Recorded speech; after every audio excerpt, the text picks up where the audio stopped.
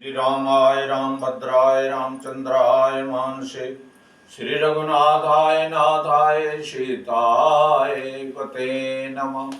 नीलाम्बुश्यामल कोमलंगनं सीता समारोपित मां भागं पाणो महासायक चारुचापं नमामि नमामि राम रघुवंशनाथम। आइए आज राम जी के विवाह पर, राम जी का विवाह अद्भुत दृश्य को दिखलाने वाला है। एक बार जनकपुर में सदानंद जो राजा जनक के पुरोहित थे, उन्होंने कहा आप दूत अवधपुर में भेजिए।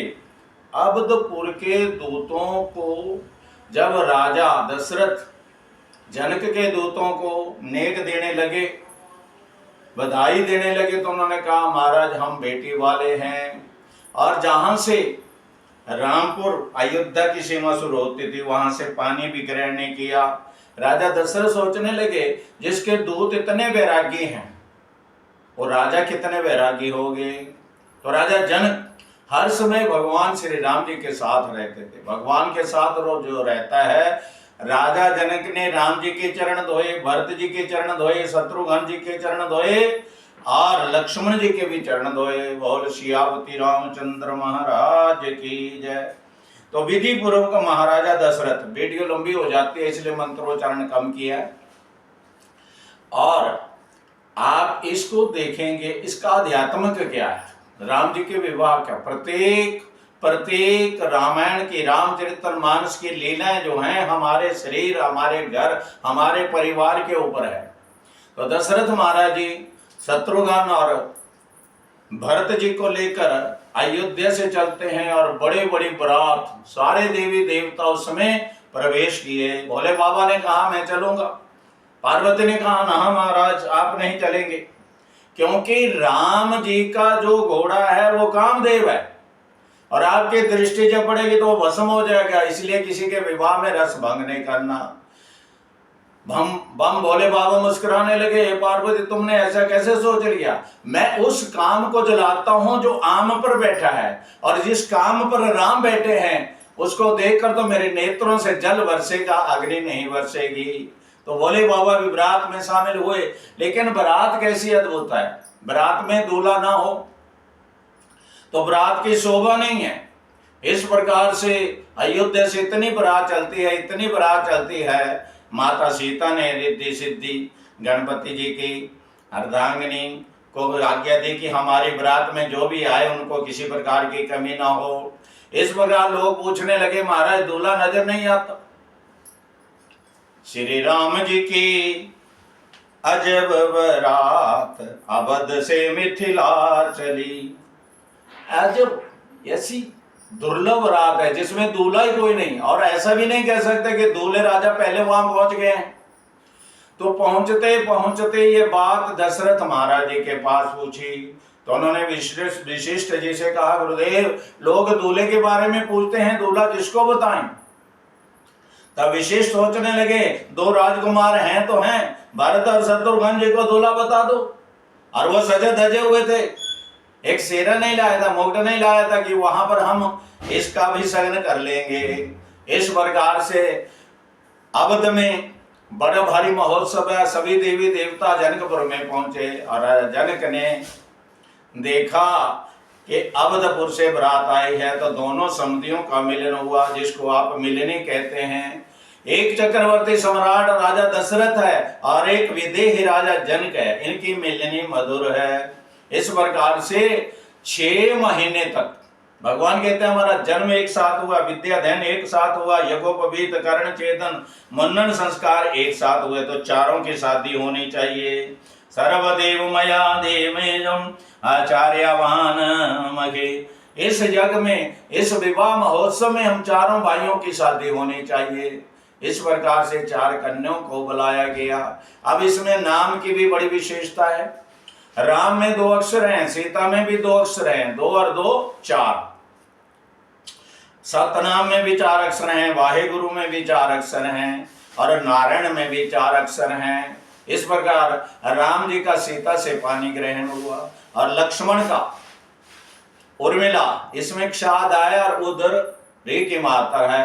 और राजा जनक ने देखा लक्ष्मण का उर्मिला से, और भरत 3 अक्षर, मांडवी 3 अक्षर, श्रुत कीर्ति 4 और शत्रुघ्न 4 अक्षर, चारों राजकुमारों की शादी हुई। और कहते हैं कि 6 महीने तक बारात जनकपुर में रही।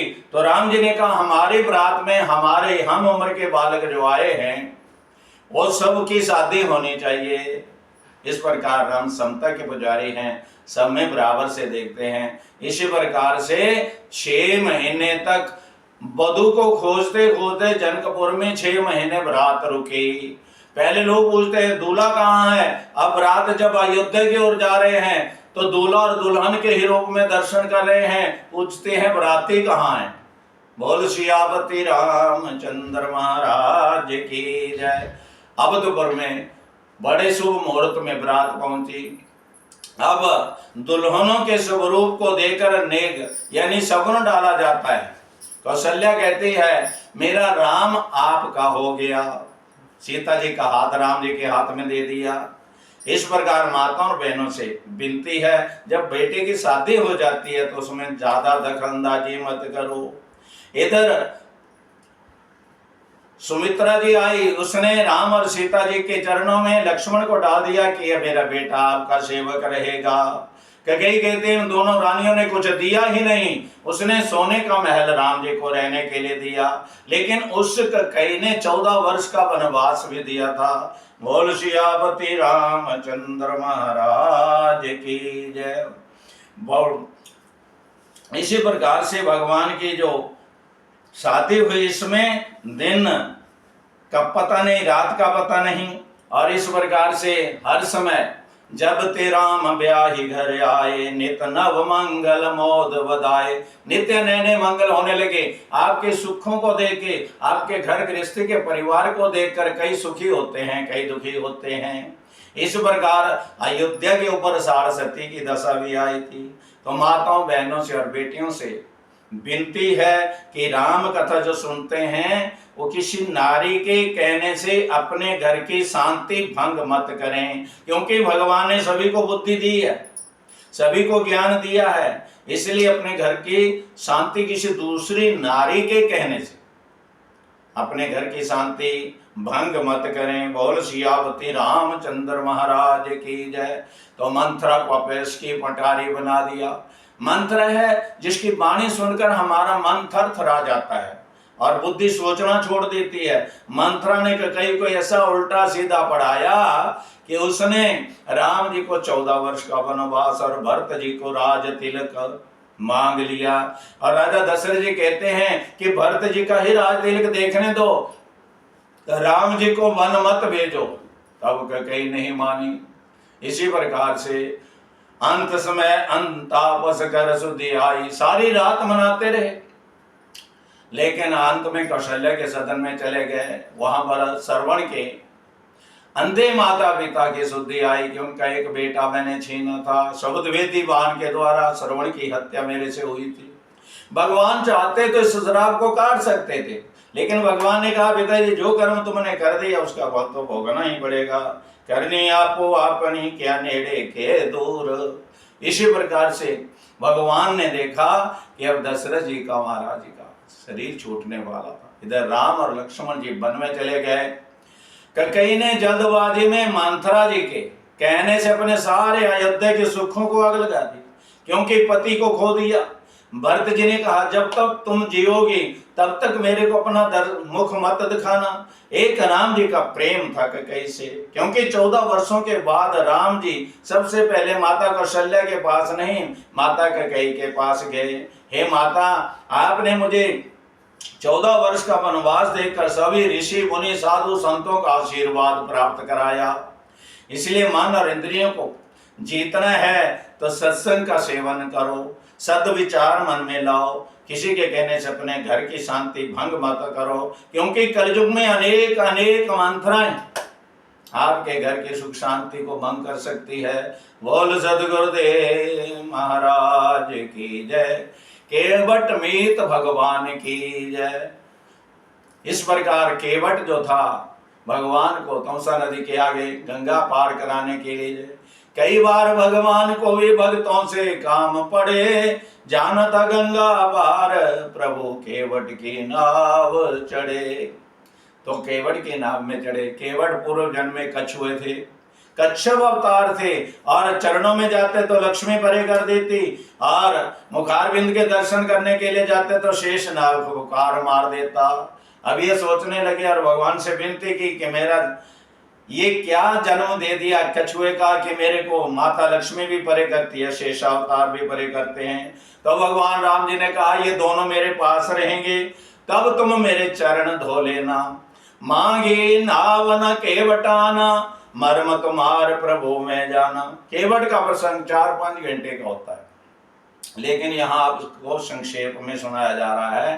केवट ने अपना चरण धोए, भगवान का चरणामृत लिया और अपने पितरों का उद्धार किया और भगवान को गंगा के पार ले गए।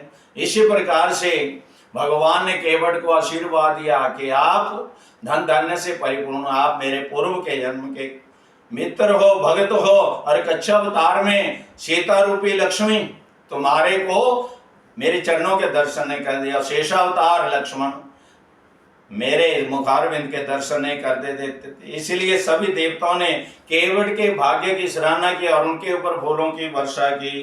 बोल भक्त वत्सल भगवान की जय।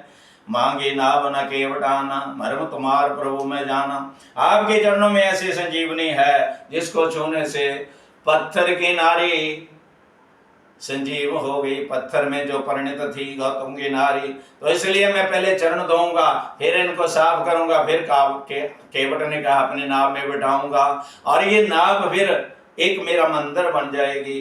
बोल भक्त वत्सल भगवान की जय। इसी प्रकार से केवट की मित्रता आपने श्रवण की। आगे आगे चलते चलते भगवान सभी राक्षसों का वध करते हैं, क्योंकि भगवान का अवतार ही इसलिए हुआ है कि राक्षस असुर समोह सता वही मोहि, जैसे भगवान को मांग कर लाए थे विश्वामित्र, ऐसे सब ऋषिवर कहते हैं ये सारे असुर हमारे को परेशान करते हैं, आप इनका वध करें। इस प्रकार से राम जी ने भुजा उठाकर प्रण किया कि मैं इस पृथ्वी को राक्षसों से हीन कर दूंगा, निश्चर हीन करो मही। भुज उठाई प्रण कीन, सकल मुनिन के आश्रम में जाय जाय सुख दीन। सियावती राम जय जय राम। बोल सियावती रामचंद्र महाराज की जय। आगे भगवान चलते चलते सुग्रीव जी से मित्रताई करते हैं और मित्रताई कराने वाले पवन सुत हनुमान जी महाराज हैं। इसी प्रकार से भगवान ने सुग्रीव को कहा, पहले सुग्रीव का मतलब समझो। सुग्रीव और बाली इतने प्यारे भाई थे कि उनके बीच में कोई भी बात नहीं थी, लेकिन बाली अपने बल के अभिमान में रहता था, सुग्रीव भगवान के चरणों में रहता था। इस प्रकार से दानव ने बाली को ललकारा, बाली ने उसका वध किया और सुग्रीव को जबरदस्ती राजपाट दे दिया। और राजपाट देने के बाद कहा महाराज आप किष्किंधा नरेश हो, इस प्रकार उनकी कोई गलती नहीं। लेकिन बाली ने कहा ये मेरे को मरा हुआ देखता है, इसलिए उसको इतना मारा इतना मारा इतना मारा कि उसको ऋष्यमुख पर्वत पर जाना पड़ा था, जहाँ ऋषि मुनि मौन होकर भजन करते हैं। वहां अभिमान रूपी बाली नहीं जाता, अगर जाएगा तो उसके अभिमान के शरीर के 100 टुकड़े हो जाएंगे। इस प्रकार भगवान ने सुग्रीव से दोस्ती की। हनुमान जी ने कहा इससे साथ मित्रता कीजिए, तो अग्नि जलाकर दोनों के फेरे कराए गए हैं। अग्नि को साक्षी माना और सुग्रीव को कहा कि आप मेरा काम कीजिए, आपका शत्रु ब्रह्मा शिव की शरण में भी चला जाएगा तो मेरे बाण से नहीं बचेगा। इस प्रकार से दोनों भाइयों का युद्ध हुआ और तारा ने समझाया जिनको आप राजकुमार समझते हैं वो काल के भी स्वामी हैं। तो उसने कहा तुम फिक्र क्यों करती हो, मैं भगवान के हाथों सदगति लेने के लिए जा रहा हूं। पहले दिन सुग्रीव को बहुत मारा, उसका अंग अंग टूटने लगा, तब वो रोने लगा, भगवान ये भाई न होई काल है मोरा, मेरा काल है ये, इसके पास क्यों भेजते हो? तब कहा आप दोनों की एक शक्ल है, अगर मैं इसका वध, मैं कहीं धोखे से तुम्हारा वध हो जाए। तब भगवान ने अपने हाथों से एक फूलों का माला सुग्रीव के गले में पहनाई और कहा कि फूलों की माला वाला मेरा मित्र है और फूलों की माला के बिना जो है वो मेरा शत्रु है। तो भगवान ने एक बाण बाली के हृदय में मारा और गिरते बार दौड़े और बाली को गोद पकड़ लिया। लोग किसी शत्रु को मारते हैं तो भाग जाते हैं, लेकिन भगवान इतने दयालु, इतने कृपालु हैं कि बाली को मारा भी तो गोद में भी पकड़ा। तो बाली ने मरती बार कहा, मैं बैरी सुग्रीव प्यारा, कारण कवन नाथ मोहि मारा, धर्म हेतु प्रभु प्रगट्यो गोसाई, मार्यो मोहि व्याध किनाई, मार्यो मोहि व्याध किनाई। अब धर्म के लिए प्राकट्य हुआ है। तब भगवान ने कहा, छोटे भाई की पत्नी कन्या, ये कन्या के समान होती है, इसका तुमने हरण किया, इसकी पत्नी को छीना, राजपाट देश सब छीन लिया और ये बेचारा जंगल जंगल में भटक रहा, इसलिए तेरा वध करना उचित था, लेकिन अब भी आप शरीर को रख लो और अधर्म का त्याग करो। तब बाली ने कहा, जन्म जन्म मुनि जतन करावे, अंतराम कहीं आवत नहीं। ऐसा समय कब मिलेगा? आप मेरे को गोद में पकड़े हैं, इसलिए मेरा बेटा अंगद है, उसका हाथ पकड़ लो और मैं अब आपके धाम को जाऊंगा। लेकिन एक बात है प्रभु, सुग्रीव मेरा बहुत अच्छा भाई है, जिसने मुझे भगवान की मरती बार गोद दिला दी।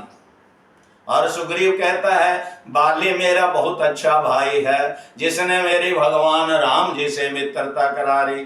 दोनों भाई एक दूसरे को उपकार मान रहे हैं। बोल सतगुरुदेव महाराज की जय। सारी रामायण कथा हमारे गृहस्थ पर है, हमारे शरीर पर है।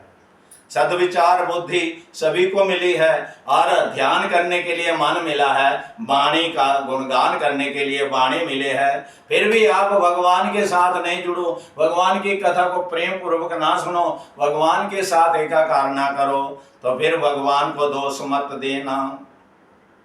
क्योंकि गोस्वामी तुलसीदास जी कहते हैं, बड़े भाग्य मानुष तनु पावा, सुर दुर्लभ सद ग्रंथन गावा, साधन धाम मोक्ष कर द्वारा, पाय न दिने परलोक सवारा।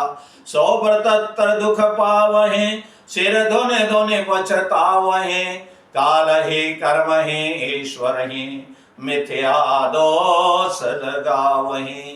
ऐसे ही भगवान आगे चलते हैं तो शूर्पणखा रावण करवहनि। शूर्पणखा बहुत सुंदर रूप में परिणित हो गई और राम जी को देखकर कहने लगी, तुम सम पुरुष न मोह सम नारी, या संजोग विधि रचा विचारी। मेरे समान कोई सुंदर स्त्री तुम्हारे को नहीं मिली होगी और तुम्हारे समान मेरे को सुंदर पुरुष नहीं मिले, इसलिए मैं आपसे शादी करना चाहती हूँ। शूर्पणखा क्या है? हमारी वासना जो देखने में बहुत सुंदर लगती है, जब जीवन वासनाओं को भोग लेता है तो वह बुरी लगती है। इसलिए भगवान ने कहा कि वासना से मेरी शादी नहीं हो सकती, मैं वासना को दंड देता हूं, लेकिन मेरा भाई छोटा लक्ष्मण को मारा है। आप कहेंगे भगवान ने झूठ बोला, भगवान झूठ नहीं बोलते। शेषावतार लक्ष्मण को कुंवारा इसलिए कहा था कि 14 वर्ष तक नींद, नारी, अन्न का और फल का भी त्याग करके भगवान की सेवा में आए थे। तो लक्ष्मण के पास गई राम ने, लक्ष्मण ने फिर राम की ओर भेजा, राम ने फिर लक्ष्मण की ओर भेजा। इसी प्रकार उसको क्रोध आ गया, इन दोनों राजकुमारों ने मेरे को समझा क्या है, तो भयंकर रूप प्रकट किया। तब भगवान ने लक्ष्मण को कहा, इसके भाई या पिता नहीं है, अपना रिश्ता खोज रही है, इसके नाक कान काट दो। नाक कान बिन भय विकरारा, इतनी विकराल हो गई कि अपने स्वरूप से गिर गई और रोती करती हुई दशकंदर के पास जाती है और दशकंदर को कहती है कि तुम्हारे जीते हुए तुम्हारी बहन की क्या हालत हुई है। बोल सियापति रामचंद्र महाराज की जय। इससे पहले खरदूषण आदि 14,000 राक्षसों का भगवान ने वध किया, क्योंकि भगवान ने प्रण लिया था, नेचरहीन करो महे भुज उठाए प्रण कीन, सकल मुनिन के आश्रम जाए जाए सुख देन, सियापति राम जय जय राम। तो किष्किंधा में भगवान की मित्रता सुग्रीव से होती है। सुग्रीव का मतलब समझो, सो मैंने अच्छा, ग्रीव मैंने कंठ, जिसके कंठ में भगवान ने अपने हाथों से फूलों की माला डाली है। और बाली का मतलब समझो अभिमान। लेकिन अभिमान भी आज भगवान की गोद में शरीर छोड़ रहा है। तो अंगद को बाली के समान ही बल था। बोल सदगुरुदेव महाराज की जय। तो किष्किंधा कांड में भगवान ने अपना बाली का उद्धार किया, बाली को जन मन से रहित किया और सुग्रीव को अपना मित्र बनाया। आगे सुग्रीव जी से काम पड़ेगा, लेकिन सुग्रीव प्रभु सखा शुद्धि मोरे विसारे, पावा देश राजपुर नारी। मैंने एक मित्र बनाया था। जब हम गृहस्थी में सुख संपत्ति ऐश्वर्य को भोगते हैं तो भक्ति वहां भगवान की भक्ति, भगवान की कथा का त्याग कर देते हैं। इसलिए हर समय में भगवान के साथ जुड़े रहो। सुख में शुक्राना करो, दुख में अरदास, और हर वक्त सिमरन से जुड़े रहो। बोल भक्त वत्सल भगवान की जय। आगे सुंदर कांड की कथा आएगी, यहीं विराम देंगे क्योंकि वीडियो लंबी हो जाती है तो फिर नेट चलता नहीं। आपकी दक्षिणा है। किसी को भगवान की अच्छी प्रेममयी कथा, रसमयी कथा प्राप्त होती है तो शेयर व लाइक जरूर करें, क्योंकि भगवान की ये कथा कलयुग में दुर्लभ है और सदगुरुदेव महाराज जी की वाणी से आप इसको श्रवण करते हैं।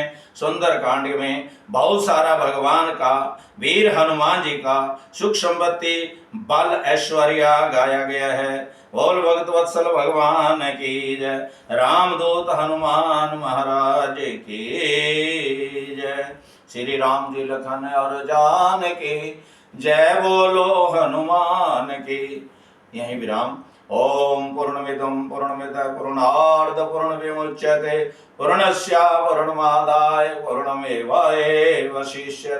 सर्वे भवन्तु सुखिनः, सर्वे सन्तु निरामया, सर्वे भद्राणि पश्यन्तु मा कश्चित् दुःखभाग् भवेत्। ओम देव शांति शांति शांति। ओम ओम ओम।